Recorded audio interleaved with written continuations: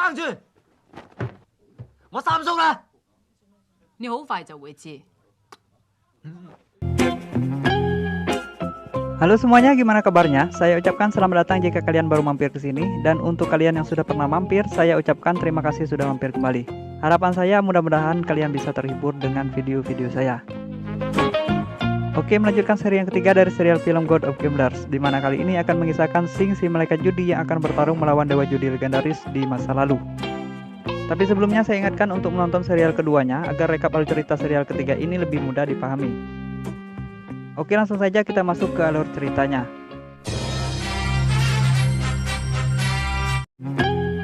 Setelah sukses melawan Saddam Hussein dan resmi menjadi murid dewa judi, nama Sing kini menjadi sangat populer sepulangnya dari Amerika. Para wartawan nekat mewawancari Sing di rumahnya hanya untuk mendengar pelajaran apa yang dia pelajari dari dewa judi. Tapi akhirnya mereka semua dibuat kecewa, termasuk Paman Tat sendiri, setelah tahu Sing hanya belajar pijat saja.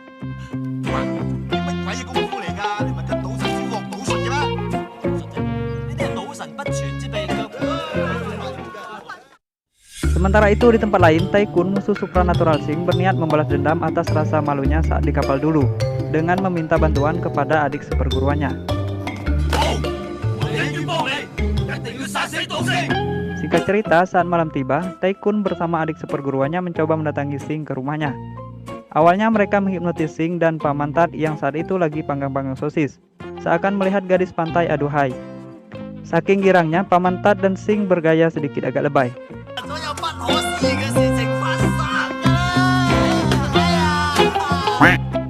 Namun saat akan membunuh Sing, tiba-tiba Long muncul menghajar mereka duluan.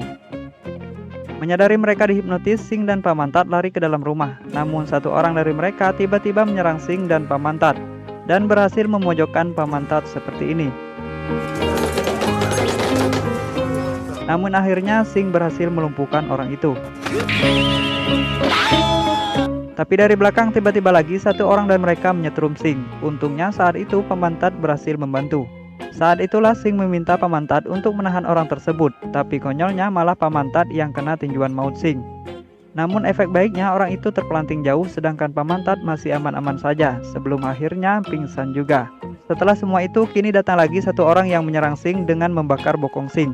Sing yang kepanasan kemudian berniat nyemplung ke kolam renang. Namun sekali lagi dia tertipu.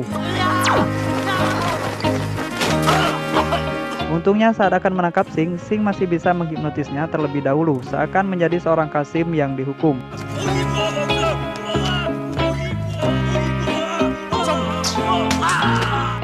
Namun baru saja selesai menganiaya orang tersebut, kini datang lagi orang yang membakar bokong Sing tadi dan menyerang Sing dengan sihir apinya.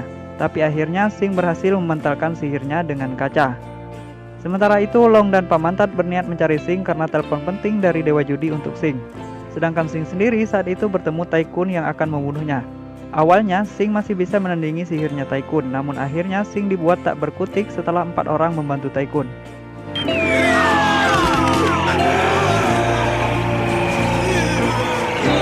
Ternyata efek dari kekuatan sihir mereka membuat benda-benda di sekitar mereka tertarik, termasuk Paman Tat sendiri yang saat itu ingin menemui Sing, dan entah bagaimana mereka semua kemudian raib begitu saja.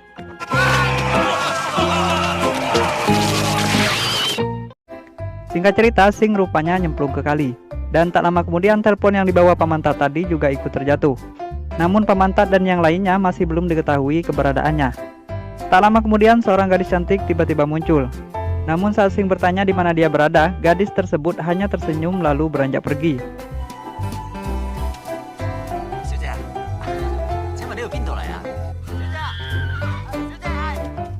Sing yang mengejar gadis itu kemudian tak sengaja bertemu Paman Tat yang sedang ingin membunuh diri. Sing pun segera meloncat untuk menyelamatkannya. Tapi anehnya tingkah Paman Tat sekarang berubah dan agak kebanci-bancian. Ternyata dia adalah kakeknya yang bernama Chow Tai Fook. Sing akhirnya mengerti di mana saat ini dia berada, yaitu Shanghai pada tahun 1937, 54 tahun dari kehidupan Sing saat ini. Rupanya efek benturan kekuatan melawan Tycoon tadi membuat Sing terjebak ke dimensi masa lalu. Sing lalu mencoba menggunakan teleponnya, namun saat itu tidak berfungsi. Sing semakin ketakutan berniat mencari petunjuk ke pusat kota. Namun saat di sebuah pasar, ternyata sedang terjadi perkelahian antara kelompok berbaju hitam dan merah. Karena Sing kebetulan menggunakan baju merah, akhirnya dia ikut diserang juga.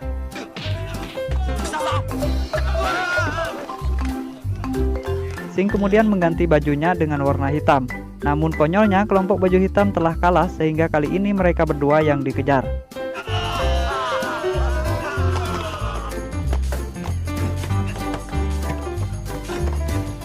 Namun Sing berhasil mengalahkan mereka semua dengan jurus kungfu Inamong, yaitu sebuah kungfu yang hanya bisa berefek jika dilantarkan dengan sebuah perantara.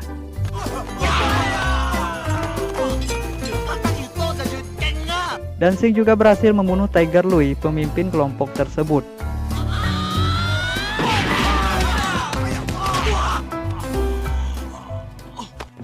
Dan tak lama kemudian seorang yang bernama Ding Lik datang menemui Sing dan berterima kasih kepada Sing karena telah membalas kematian adiknya. Ternyata kelompok baju hitam tadi adalah anak buah Ding Lik. Singkat cerita, Sing dan kakeknya kemudian dibawa ke rumah Ding Lik dan memberikan Sing 3 permintaan sebagai rasa terima kasihnya. Namun Sing hanya menginginkan satu permintaan, yaitu kembali ke masa depan. Tentu Ding Lik tak menyanggupinya dan tak percaya Sing dari masa depan, walaupun Sing sudah berusaha menjelaskan. Tak ingin berdebat dari mana asal Sing, Ding Lik kemudian menawarkan Sing untuk bergabung menjadi anggotanya saja.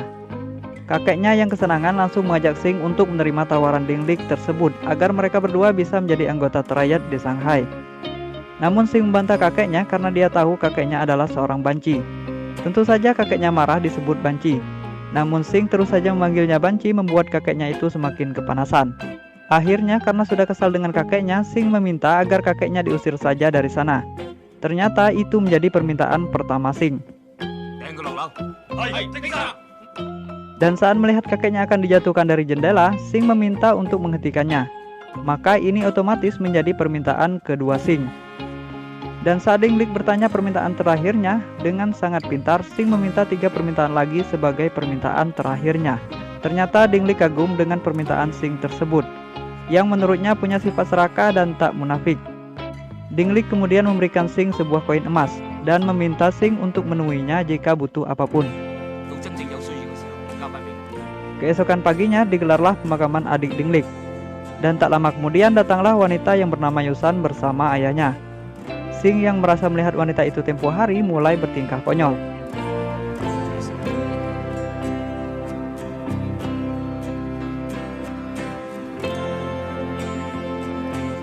Dan tak lama kemudian adik angkat Tiger juga datang ke sana.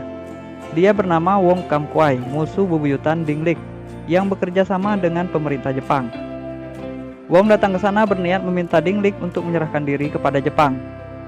Tapi konyolnya Sing malah bisa memprediksi ucapan Wong saat berbicara. Yang kata Sing adalah dialog standar orang licik di televisi.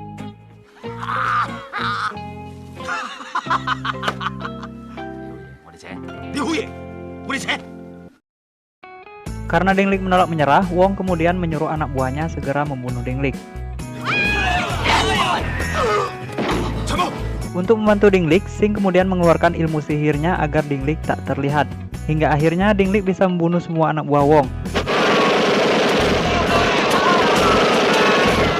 Namun efek dari energi yang dikeluarkan Sing tadi ternyata membuatnya tak sadarkan diri. Setelah tersadar dari pingsannya, Sing kemudian bertanya kepada kakeknya di mana Yusan. Dan dari sinilah kakeknya yang sudah malang melintang di dunia percintaan menyadari bahwa Sing sedang jatuh cinta. Akhirnya kakeknya mengajak Sing ke gereja untuk bertemu Yusan. Singkat cerita, datanglah Yusan dan temannya bernama Sui. Rupanya Sing diam-diam menyamar menjadi seorang bapak di sana untuk berbicara langsung dengan Yusan.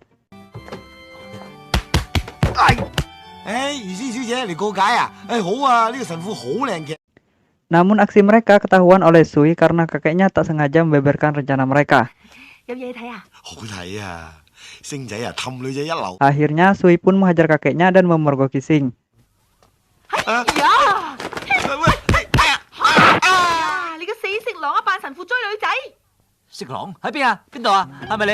Karena kejadian ini, Sing akhirnya minta maaf dan meminta Yusan agar tak memberitahu hal itu kepada Ding Lik.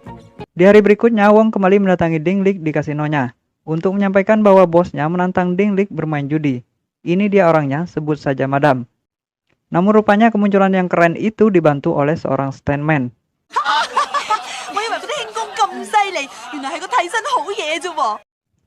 Ternyata Madam membawa Taikun untuk memenangkan taruhan. Karena merasa Taikun bisa melihat jumlah dadu, Dinglik meminta asistennya untuk memanggil Sing, yang dia ketahui memiliki ilmu tembus pandang juga. Namun saat Sing terbangun dan melihat Taikun di sana, Sing pingsan lagi. 大官， Akhirnya kakeknya punya ide jelek untuk membangunkan Sing, yaitu dengan menciumnya seakan itu adalah perbuatan Yusan. 下次可唔可以啷咗口先？ Setelah benar-benar sadar, Sing langsung saja memarahi Taikun dan mengajaknya untuk kembali ke masa depan. Namun Taikun menolak karena hidupnya saat itu lebih enak. Sing yang marah akhirnya mengocok sendiri dadunya dengan gaya akrobatiknya dan masih sempat-sempatnya menyalakan sebatang rokok.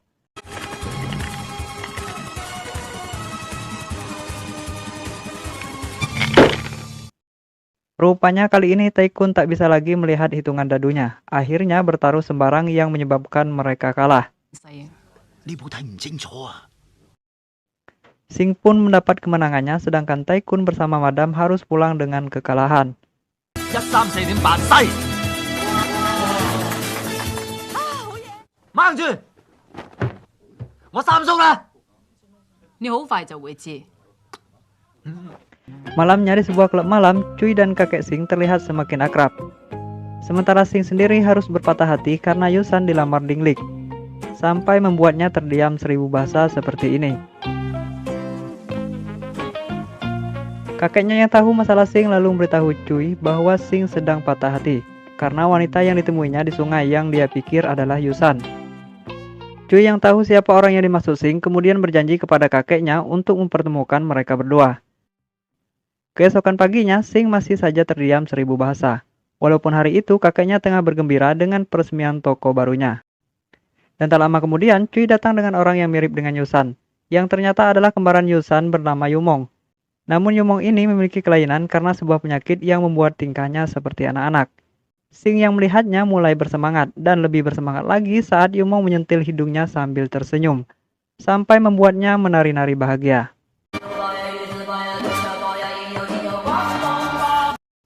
Keesokan paginya mereka berempat menghabisi hari mereka dengan bersenang-senang, sampai mengabadikan momen kebersamaan mereka dengan berfoto bersama.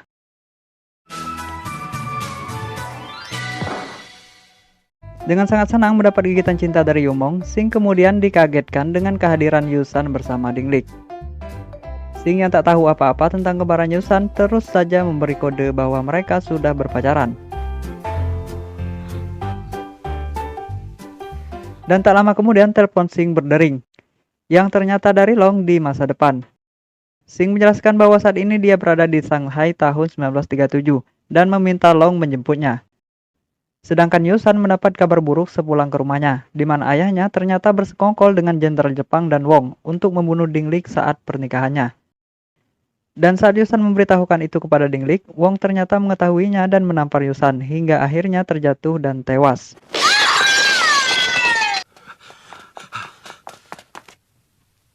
Karena Yusan tewas, akhirnya ayahnya memaksa Yumong untuk menjadi Yusan.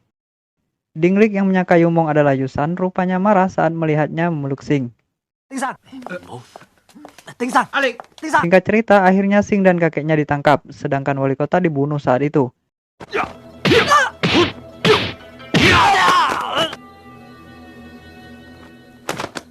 Rupanya, Paman Tat selama ini ditangkap oleh tentara Jepang dan memaksa Sing dan kakeknya membunuh Dinglik dengan menyandra Cuy, Yumong, dan Paman Tat sebagai jaminan. Sing yang tak enak hati membunuh Dinglik sendiri kemudian menyerahkan urusan pembunuhan kepada kakeknya, sedangkan dia sendiri berusaha mengalihkan perhatian Dinglik.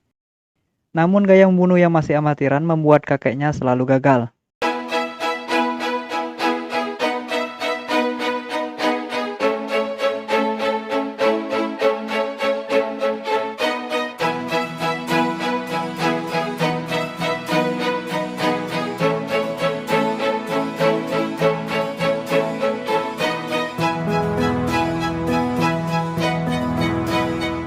Hingga akhirnya Dinglik menyadari tingkah aneh Sing dan menodong Sing dengan senjata. Sing akhirnya menceritakan kebenarannya bahwa mereka dipaksa membunuh Dinglik. 我只希望你救咗佢哋之後，幫我殺咗黃金龜同埋川島。 Sing akhirnya mempunyai sebuah ide cemerlang untuk membuktikan kematian Dinglik dengan meledakkan mobil Dinglik. dan menyerahkan gigi palsu sebagai bukti bahwa Dinglik sudah hangus terbakar. 就係死剩呢棚啊！ Namun semuanya berantakan saat Wong datang dan memberitahu Madam bahwa Dinglik belum mati. Sing dan kakeknya pun berakhir di kurungan. 如夢，唔使驚。 Sing dan kakeknya akhirnya berhasil keluar dengan menghipnotis penjaga. Namun saat melarikan diri, tiba-tiba seorang prajurit top datang menghadang mereka. Akhirnya terpaksa Sing harus melawannya terlebih dahulu. Awalnya Sing menipu prajurit tersebut dan berhasil memukulnya dari belakang. Namun rupanya pukulan itu tak cukup berarti dan menyebabkan pertarungan yang sangat sengit. Bahkan sampai dibantu oleh pihak kepolisian dari masa depan. 有乜辦法破佢啊？冇話偷圖啊！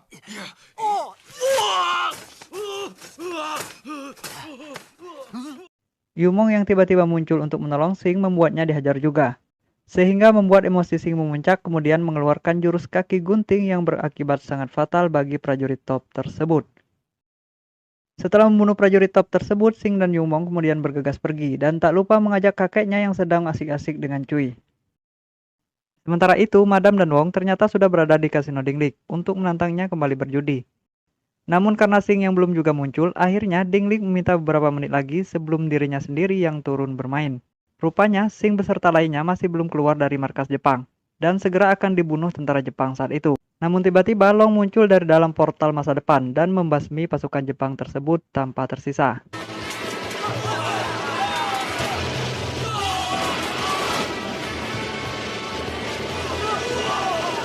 Setelah itu, Long kemudian mengajak Sing segera kembali ke masa depan, mengingat portal yang mereka gunakan akan segera hilang.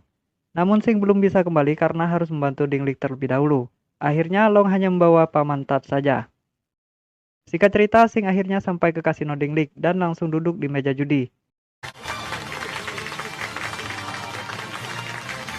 Namun yang akan melawan Sing kali ini bukanlah Tycoon, melainkan dua judi legendaris yang dikenal Sing lewat buku bacaannya. Dia adalah Jason Pierre, penjudi Prancis yang memiliki kekuatan sihir juga. Ternyata kekuatannya memang tak main-main.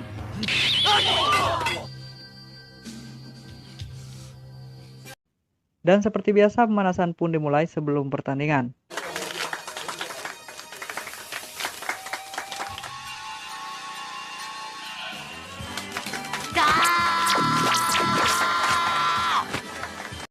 Pertandingan pertama Sing dan Jason harus berakhir seri, karena gambar kartu masing-masing dari mereka tiba-tiba menghilang akibat kelamaan digosok.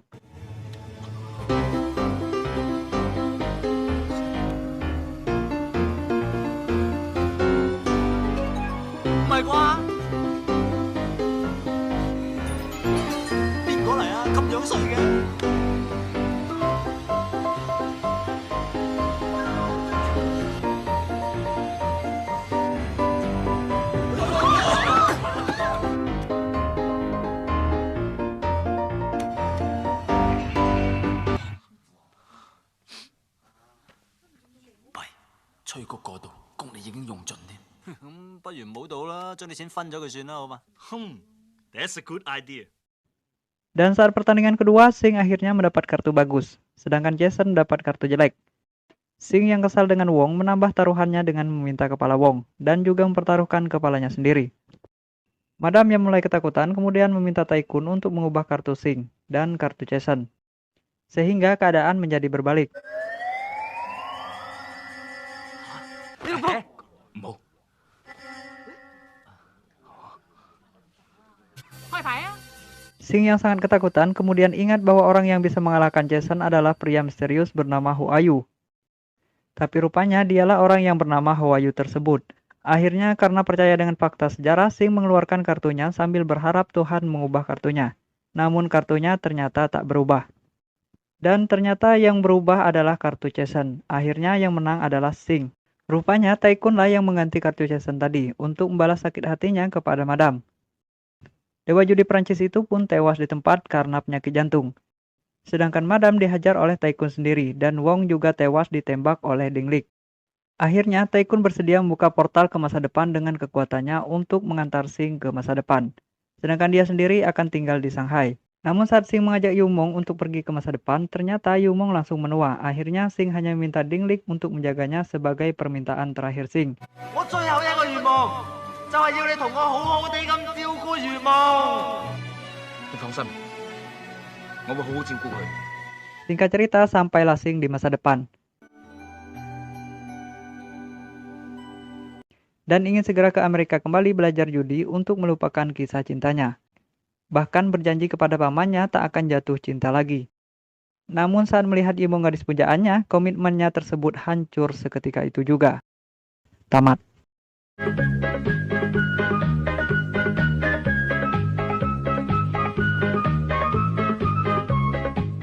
Ya, itu tadi rekap alur cerita serial ketiga dari film God of Gamblers. Gimana menurut kalian tentang film kali ini? Tulis di kolom komentar ya. Dan buat kalian yang suka dengan konten ini, dukung saya dengan like dan subscribe channel ini, agar channel ini bisa berkembang. Oke, saya pamit undur diri dan sampai jumpa di video selanjutnya.